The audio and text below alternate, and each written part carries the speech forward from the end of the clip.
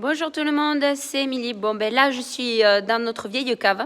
Vous avez été quelques-uns à nous poser des questions de comment elle était et de vous la présenter. Donc déjà, pour commencer, je m'excuse, la cave, elle est plutôt en désordre. Tout simplement, comme on est en train de réaliser plusieurs travaux sur l'exploitation, ben, automatiquement, on a un peu stocké du matériel dans la cave le temps des travaux. Donc voilà, je tenais quand même à vous les présenter. Mais un jour, on vous fera une très très belle vidéo sans matériel à l'intérieur. Mais bon, voilà. Donc me voici. Alors la cave est en deux parties. Donc en tout, les deux caves réunies, elles sont jointes, les deux caves. Elles font 100 mètres de long. Donc elles sont très très grandes sur à peu près 13 mètres de large. Donc à peu près 1300 mètres carrés de cave. Comme vous pouvez voir derrière moi, donc j'ai des rangées de foudres. Donc en tout, j'ai 22 foudres. Donc les foudres, je me tourne pour que vous puissiez bien voir. Donc c'est ce qu'on appelle, c'est comme des gros tonneaux en fait, sauf que là, ils font à peu près 3 mètres de haut. Et que, par exemple, celui qui est derrière moi, il fait 245 hectos. J'en ai un autre là, c'est pratiquement le plus gros. Ici, là, derrière moi, il fait 310 hectos. Et après, j'en ai un tout petit. Là, ils sont un petit peu plus petits. Là, celui-là, il fait 90 et à côté, j'ai 60 hectos. Donc ça, c'est mes plus petits. Et les plus gros, il fait 350 hectos.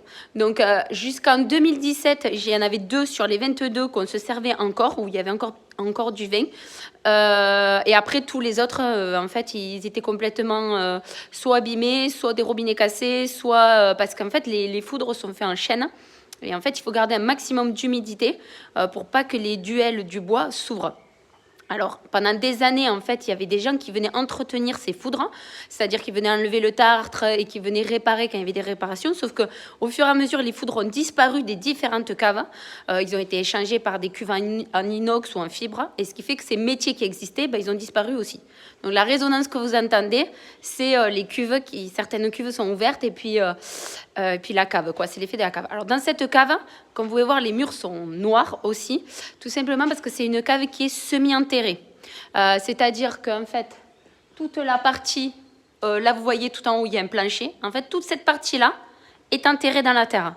Donc c'est très pratique parce qu'en fait, grâce à ça, on a à peu près 12 degrés dans la cave, été comme hiver. Donc en été, c'est très agréable. Bon, en hiver, on se pèle un peu.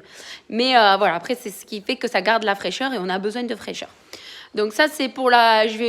Donc en tout, il y a 2 rangées de foudre de chaque côté, une de ce côté et une de l'autre côté. Hop là, derrière moi. Donc voilà, donc c'est très très beau. Je ne suis pas sûre que ça rendra aussi bien dans la vidéo. Parce que voilà, là j'essaye de vous le faire. Alors vous voyez, il y a du matériel, il y a la pelenque. Là, il y a du matériel que mon papa, c'est quelqu'un qui garde le petit fourgon. Et voilà, donc là, c'est super pratique parce qu'elle est toute en longueur, donc il n'y a pas de recoin. Donc pour à l'époque, quand on faisait vinification, c'est fabuleux, une cave comme ça, quoi. Donc ici, là, je suis en bas, c'est ce qu'on appelle la cave du bas. Donc là, en tout, à l'époque, entre les cuves en fibre qu'on avait et les foudres, en tout, à l'époque de ma grand-mère, ils pouvaient vinifier jusqu'à 12 000 hectos de vin. Moi, le maximum que j'ai pu faire, je suis allée jusqu'à 6 000 hectos de vinification au domaine, quand à l'époque on vinifiait, et ça, c'était en 2015, pendant 2015. Juste, je vous la montre. Une petite pompe, c'est une pompe à piston, si je ne me trompe pas. Voilà, ça, c'est une vieille pompe, et en fait, on a gardé un tout petit peu de matériel parce que... déjà pour l'histoire un petit peu, puis on me l'a racheté pas très cher non plus. Et voilà, je voulais garder quand même des souvenirs de ma famille, donc voilà. Après, pour l'instant, les foudres, on ne sait pas trop ce qu'on va en faire, on a plein d'idées, mais c'est pas d'actualité encore. Ensuite, je vous montre, donc là, j'ai un petit escalier, pardon, j'ai une échelle en fait. Et là, je passe à l'autre cave, qui est plus des caves de foudre. Alors là, c'est pareil aussi, il y a pas mal de choses par rapport aux travaux qu'on fait. Donc là, on est sur des cuves en béton. Donc ici, c'est ce qu'on appelle la cave de vinification. Il y a même les vélos. C'est la cave de vinification qui est complètement à l'arrêt aussi depuis 2017, quoi. Alors, les cuves en béton, en fait, c'est ici qu'on vinifiait. Donc c'est alors ici, De ce côté-là, là où j'ai les cagettes, j'avais un quai où on déchargeait dans un éraflore. Et ensuite, après, ça prenait ce tuyau ici et ça montait dans les différentes cuves en béton. Donc, dans les cuves en béton, la plus grosse fait 455 hectos. C'est cela, ici. Et ensuite, après, j'en ai des plus petites qui font 330 hectos. Hop là, je vous montre. Voilà, 333, 330. Et les portes sont un petit peu différentes de ce côté-là que de l'autre côté. Je vous montre ici. Voilà. Donc, dans cette partie-là, c'est ce qu'on faisait la vinification, c'est-à-dire que les raisins arrivaient, on déchargeait dans les cuves en béton. Et ensuite, après, quand on voulait faire des rosés, on laissait les raisins pendant quelques heures à l'intérieur. Et ce qu'on faisait, on faisait des saignées. Et après, on envoyait dans les cuves et groupes de froid. Et là, on faisait nos rosés par saignée. Ce qu'on appelle par saignée, c'est-à-dire qu'on récupérait directement les jus. Ensuite, pour les blancs, on y vinifiait déjà, on les a jamais vinifiés au domaine. Donc ça, on vendait systématiquement les raisins. Et après, pour les rouges, donc on laissait grosso modo 15 jours à 3 semaines dans les cuves en béton. Et ensuite, après, on procédait, on récupérait les jus. Donc on faisait de nouveau une saignée de rouge qu'on envoyait après dans les cuves, dans l'autre cave que je vous ai présenté au début. Et ensuite, après, donc je vous montre aussi. Là, avec ces trappes-là, quand le jus était sorti, on ouvrait les trappes et ensuite par là, on faisait sortir le marc, donc c'est-à-dire les raisins qu'on envoyait dans cette vis sans fin. Bon là, elle n'y est plus. Hein. Si là, on la voit ici, là, pardon. Ici, là, bon, c'est vraiment... ça fait des années qu'on ne s'en sert plus, hein, donc je suis vraiment désolée pour les images. Donc dans cette vis, et ensuite après, il y avait une rampe qui partait sur ce côté-là. Et là, ici, là où vous avez l'eau, il y avait un gros pressoir. Alors si vous voulez voir plus d'images, on a fait des vidéos au moment où on a vidé la cave, au moment où on a enlevé les matériels. C'est au début qu'on a commencé la chaîne YouTube. Donc, n'hésitez pas à aller voir les vidéos. Vous verrez les pressoirs, les différentes cuves qu'on a enlevées.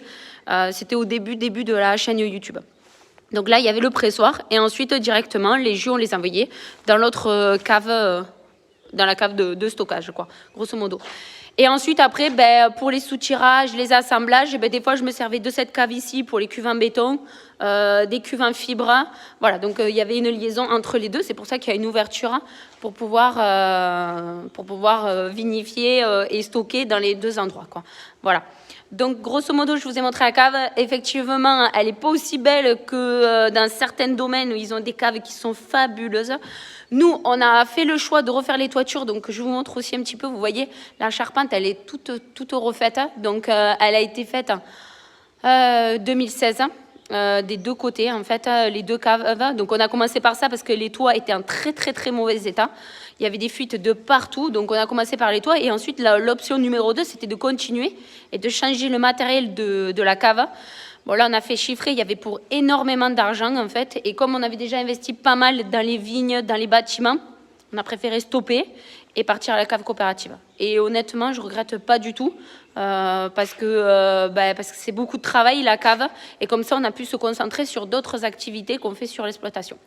Voilà, bon, la vidéo elle est un peu plus longue que d'habitude parce que je tenais quand même à vous montrer la cave. J'ai fait très rapide parce qu'il y a énormément de choses à dire sur une cave. Hein. Là, vraiment, je vous ai donné les petites lignes de la vinification et encore, je n'ai vraiment pas attardé. Donc voilà, j'espère que ça vous aura plu. Vous avez vu une très vieille cave qui est complètement à l'arrêt. Peut-être un jour, on en fera quelque chose, ce qui est prévu. Hein. De toute façon, on ne va pas laisser le bâtiment complètement à l'abandon. Hein. Il y a plein de choses qui sont prévues. On aménage au fur et à mesure les choses. Voilà. Moi, je vous dis à tous bonne journée et à très bientôt.